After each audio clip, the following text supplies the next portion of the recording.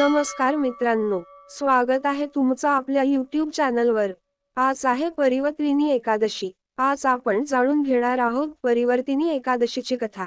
ही एकादशी विशेष आहे कारण या दिवशी भगवान विष्णू आपल्या योगनिद्रेतून पलटतात। चला तर मग सुरू करूया एक अद्भुत कथा। एकेकाळी सत्ययुगात राजा बली राज्य करत होता। तो अत्यंत पराक्रमी आणि दानशूर राजा होता। त्याच्या धार्मिकतेमुळे सर्वत्र त्याची कीर्ती होती। परंतु त्याने देवेंद्राचे राज्य आपल्या ताब्यात घेतले होते। देवगण त्याच्या वाढत्या शक्तीने चिंतित झाले आणि त्यांनी भगवान विष्णूची शरण घेतली। भगवान विष्णूने देवांचे रक्षण करण्यासाठी वामन अवतार घेतला। वामन म्हणजे एक छोटे ब्राह्मण बालक।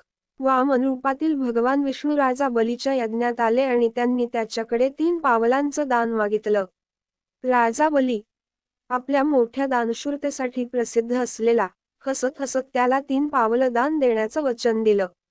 तेव्हाच वामनाने आपल्या छोटे रूप सोडून विराट स्वरूप धारण केलं। पहिलं पाऊल त्याने स्वर्गावर ठेवलं, दुसरं पाऊल पृथ्वीवर ठेवलं, आता तिसरं पाऊल ठेवण्यासाठी जागा उरली नव्हती। म्हणून राजा बलीने स्वतःचं शिर वामनाच्या चरणांवर ठेवलं। राजा बलीच्या या भक्तीने भगवान विष्णू प्रसन्न झाले। त्यांनी बलीला वरदान दिलं की तू सदैव माझ्या सान्निध्यात राहशील।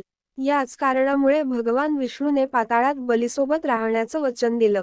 परिवर्तिनी एकादशीच्या दिवशी भगवान विष्णू योगनिद्रेतून पलटतात। या व्रताचं पालन केल्याने भक्तांना पापांपासून मुक्ती मिळते आणि मोक्ष प्राप्त होतो। या दिवशी भगवान विष्णूची उपासना आणि उपवास केल्याने सर्व संकट दूर होतात। मित्रांनो, अशी होती परिवर्तिनी एकादशीची कथा। भगवान विष्णूचं या दिवशी पूजन आणि व्रत केल्याने जीवनात शांती आणि समृद्धी प्राप्त होते। तुम्हाला ही कथा कशी वाटली हे नक्की कमेंटमध्ये सांगा। व्हिडिओ आवडल्यास व्हिडिओला लाईक करा, शेअर करा आणि चॅनलला सबस्क्राईब करा आणि पुढील व्हिडिओसाठी तयार राहा। धन्यवाद।